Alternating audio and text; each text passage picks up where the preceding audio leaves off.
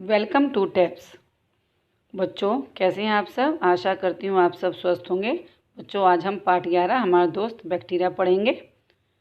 बच्चों, इस पाठ के अंदर एक संगीता नाम की छोटी सी प्यारी बच्ची है, उसका और बैक्टीरिया का संवाद है, जिसके अंदर हमें पता चलेगा कुछ बैक्टीरिया हमारे दोस्त हैं और कुछ हमारे शत्रु हैं। तो संगीता की मम्मी ने दही बड़े बनाए थे और वह दही बड़े खा रही थी। जब दही बड़े ख़त्म हो गए तो वो सोचने लगी एक दही बड़ा और मिल जाता तो कितना अच्छा होता। लेकिन उसे एक आवाज़ आई, संगीता। संगीता ने पीछे मुड़कर देखा, पीछे कोई ना था। उसने सोचा किसने पुकारा। बच्चों, अगर किसने पुकारा उसे क्यों नहीं दिखाई दिया? क्योंकि संगीता जो थी वो सपना देख रही थी। सपने के अंदर वो बैक्टीरिया से बातें कर रही थी। फिर आवाज़ कौन है यहाँ पर? बैक्टीरिया। आवाज़ जो है वो कहता है कि दूध स्वादिष्ट है ना, दही कैसा है? संगीता कहती है यह भी स्वादिष्ट है। फिर आवाज़ कहती है दूध और दही में फ़र्क क्या है? संगीता कहती है दूध पानी जैसा है किंतु दही क्या है? गाढ़ा है। अब आवाज़ कहती है, क्या कहती है संगीता, कि ये दही जो है वो गाढ़ा कैसे हो गया? फिर आवाज़ कहती है रात को दूध में थोड़ा मट्ठा डाल दो, इसे वर्जन डालना कहते हैं, वही दूध को गाढ़ा करता है। अब देखो, दूध को जो गाढ़ा कर रहा है, जो इसके बैक्टीरिया होते हैं वो हमें फ़ायदा पहुंचाते हैं, वो हमें नुकसान नहीं पहुंचाते, वो हमारे लिए लाभकारी होते हैं। लेकिन ये जीवाणु यानी कि बैक्टीरिया इतने छोटे होते हैं, इतने सूक्ष्म होते हैं, बारीक से बारीक होते हैं, जो हमें आँखों से दिखाई नहीं देते। तो हम इन छोटे छोटे जीवाणु को कैसे देख सकते हैं? किसके द्वारा देख सकते हैं? सूक्ष्मदर्शी के द्वारा। बच्चों, सूक्ष्मदर्शी यंत्र क्या होता है? सूक्ष्मदर्शी यंत्र क्या होता है?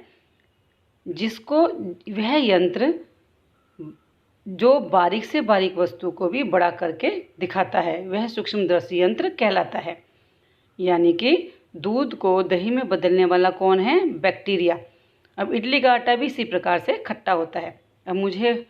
अब आवाज़ कहती है, लेकिन यहाँ पे संगीता पूछती है उससे कि बैक्टीरिया के कोई आकार होता है बैक्टीरिया का? तो फिर आवाज़ कहती है हाँ हाँ, क्यों नहीं होता। कुछ अंडे की तरह होते हैं, कुछ तिनके की तरह मुड़े हुए होते हैं, कुछ अलग अलग होते हैं। मतलब मान लो तुम जैसे एक अंगूर का गुच्छा होता है ना, इस प्रकार सब आपस में एक दूसरे से जुड़े हुए होते हैं। संगीता कहती है ये बैक्टीरिया कहाँ होते हैं, कहाँ पलते हैं, कहाँ रहते हैं?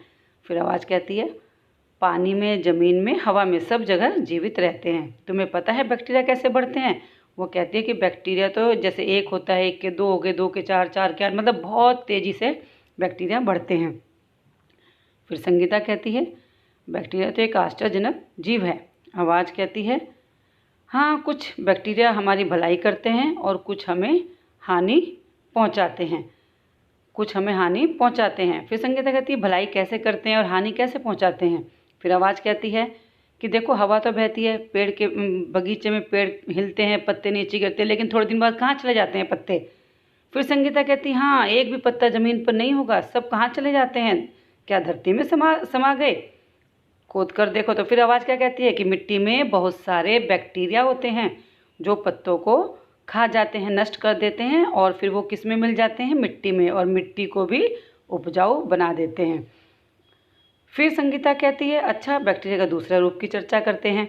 फिर आवाज़ कहती है बताओ पानी कहाँ मिलता है? संगीता कहती है कुओं में, नदी में, तालाब, झील में, ये सब जगह पानी मिलता है।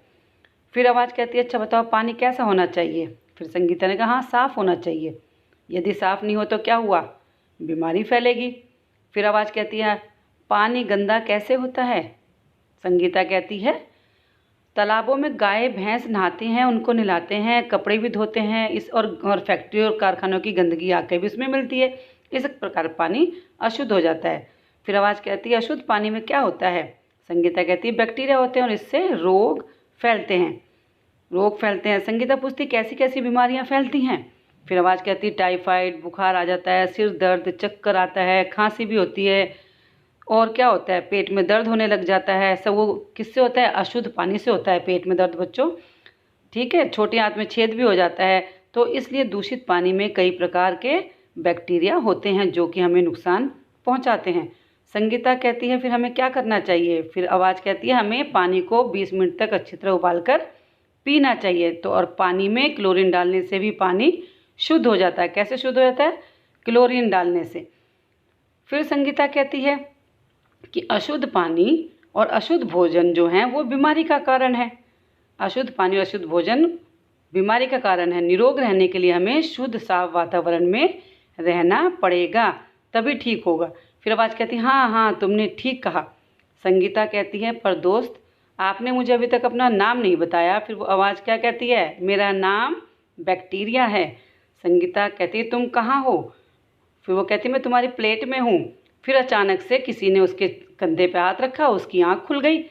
देखा सामने कौन खड़ा है, उसकी सहेली पूजा।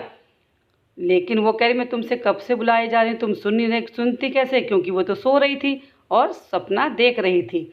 बच्चों, इस पाठ से हमने क्या सीखा कि शुद्ध और स्वच्छ वातावरण में ही हम निरोग रह सकते हैं। धन्यवाद।